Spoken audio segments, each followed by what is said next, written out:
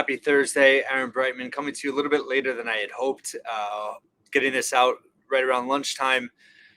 Game day, Rutgers hosting Michigan Thursday night, a late one, 8:30 p.m. on FS1. Maybe in a good omen, Jim Spinarkle on the call for FS1. He was on the Seton Hall call earlier this season when Rutgers won in Newark. So take it for what it's worth there. But obviously, a must-win game for Rutgers to get off the schneid. 3 losses in a row. Things are unraveling a bit. If you lose this game, and Michigan's clearly in last place in the Big Ten, 3 wins only. Next best is 6. Rutgers is at 6-10 right now. So this is a really important game to get some positive momentum. And if you have any hope of finishing out of the bottom 4 in the conference, you have to win this game. So they beat Michigan by 10 on the road. It was Jeremiah Williams' first game about a month ago. Michigan, defensively, not a good team at all. They don't keep teams off the glass. They don't force turnovers. They're pretty susceptible inside in terms of, they're not a strong rim defending team. They're a very good offensive team. Now they have, they lost Nakama with a season-ending injury, the transfer from Tennessee, who's Oliver Nakwama. He was, averaging 13, 14 points a game, 6, 7 boards. Lengthy guy. I think he played pretty well the first time these two teams played. He had 14 points on 6 of 10 from the floor, 6 rebounds. Did have a bunch of turnovers. But Michigan could shoot threes. Doug McDaniel, Terrence Williams, Namari Burnett, they're all good three-point shooters, 36% or above. Rutgers did a good job of limiting them in the first meeting. They held Michigan to 7 of 24 from 3, 29%. Michigan did shoot 55% from 2-point range in the first meeting. Rutgers has not played Rutgers defense the last 3 games. We know this. I mean, the Maryland game, they were fine. I keep saying fine, but it wasn't at the level that we know they can play. Purdue, Minnesota, their 2 worst defensive performances of the season. Not just from the eye test, but also defensive efficiency wise. Can they get back to that? This is a huge test for this team. This is a huge mark in terms of, can Steve Pikiell get this team off the mat once again? It's the end of the season now. Whether you believe they actually had a chance at the NCAA tournament or not, I think the players probably know that unless you run the miracle run of running the table in the Big Ten tournament, you're not making the NCAA tournament. How is that going to impact their mindset? How much and listen, it's just a reality, and this isn't a criticism of anyone, but I mean, we all do it in our circles of life, of looking forward, right? And these guys are college kids. How much are they looking towards the future? How much are they still focused on it right now? How much can this team, Steve Pikiell said in this podcast this week, they have a lot to play for still. Hopefully that locker room feels the same way and everyone's still connected.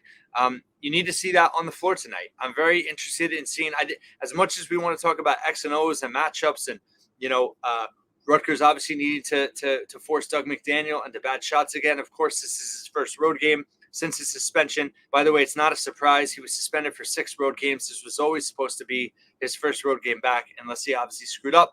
So do they get an emotional lift from that? I don't know. They've only won 2 of their last 12 games. They haven't won on the road in a long time. But Doug McDaniel, they did a great job on him in terms of JaMychal Davis, Derek Simpson, and just they had a little bit of zone on him. What did he shoot his first? Last game he was 4 of 10 from the floor, 10 points, kind of harmless, not a huge factor. Took a couple of bad threes towards the end of that game, not in the flow of the offense. So can they contain him? Can they close out on threes? Can they keep Michigan off the glass? And can they have a cohesive plan offensively? I think not just attacking the rim off the bounce, off of screens, high ball screens, but can they find driving lanes off of ball reversals? It's not just about passing the ball around the arc. It's about, attacking the rim off the reversal. They don't do enough of that.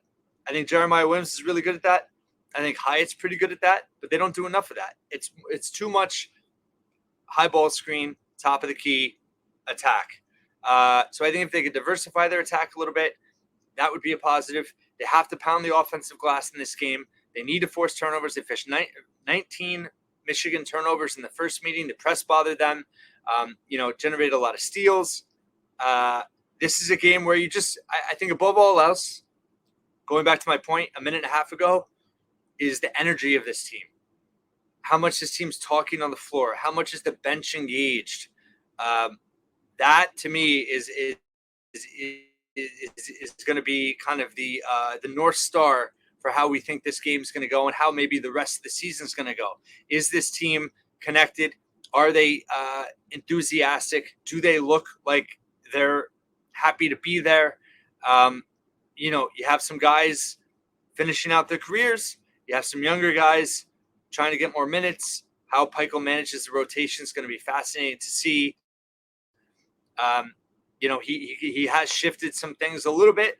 Oscar Palmquist got a lot of run in that second half against Maryland, did some good things. He's a little bit of a hurt him defensively, but did help offensively. Can Jeremiah Williams get a little bit back on track? I think very much so, fair or not. It's been a little feast or famine with Derek Simpson. He has a tendency to go right towards that mid-range jumper. And he was hot against Michigan. He had a really good game in that first meeting. He was 7 of 13 from the floor. He was 2 of 3 from 3. He had, a game high, 19 points. He was really good in that game in terms of finding space for the mid-range. He had a little bounce to his step. When he's feeling it, you literally can see an extra bounce in his step. And his vision improves. Everything about it. I've said it time and time again. When he plays at the top of his game, Rutgers is a different team in a positive way. And conversely, he has a tendency to force shots right away at the start of games. And if they don't go down, it's almost like a domino effect where he kind of neutralizes himself in the game. And I think if he could find ways to get into the game differently, whether it's on defense, whether it's, attacking the rim more, not to say he shouldn't take an open jumper when it's there, but I think maybe his approach, it's a positive in that he wants to do something positive right off the jump, but I almost think he's a little too amped up sometimes. So how is this team going to approach tonight? You need Andre Hyatt to hit some shots. Who's going to hit threes? You can't have, even if Michigan's going to shoot a lot of threes. Will Cheddar's a guy that always worries me. Big man that can step out. He's a stretch four. He can step out, hit a three, shooting over 50% for the year. Low attempts, but still. I think just this team's mindset tonight. Are they bought in defensively? Cliff, how active is he? Can they get him out in open space? I don't think Michigan can really contend with him on either end when he's at his best. Terrace Reed is fine, and he played pretty well against Cliff for part of that game. But this is a game I think Rutgers has more athleticism. Defensively, they're much better than Michigan, and I think they can exert their will a little bit tonight. I think that if they play connected, they should make it very difficult on Michigan in terms of scoring. And I think that Michigan's very susceptible defensively.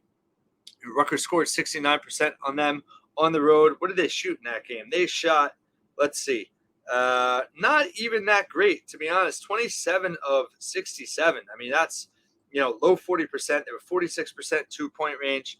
Not great.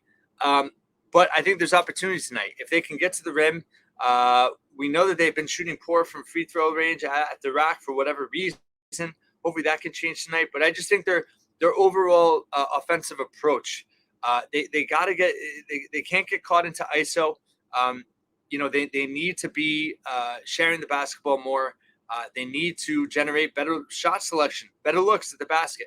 When they are at the rim, they got to finish and draw contact and all that. I think they're going to have an opportunity to get a lot of offensive rebounds in this game. Second chance points is going to be key. Points off for turnovers is going to be key. I'm not expecting them to have flawless half-court execution all of a sudden. But those are real big opportunities for them in this game that Michigan is not good at preventing. Second chance points off for turnovers. I just want to see the energy of this team. I think the Rack faithful, it's going to be a late night, but the crowds have been tremendous all season. And I think fans are still going to be bought in. I'm still bought in. You better believe I'm still doing previews. And sorry for getting this one out a little bit late. But yeah, I think can the bench give them a spark again? Gavin Griffiths, he's logged a lot of minutes lately. Hasn't, I think a lot of people noticed that maybe he had some opportunities to take some shots in that last game. This team needs to make the extra pass. They need to stop forcing things off the dribble and an ISO. And I think if they can do that, you're going to see good things happen and shots are going to go down. So we'll see what happens tonight. Thanks so much for listening and watching. I'll be back right after the game with a rapid reaction. And hopefully it's a happy one. Thanks so much. Have a great day. Talk to you soon.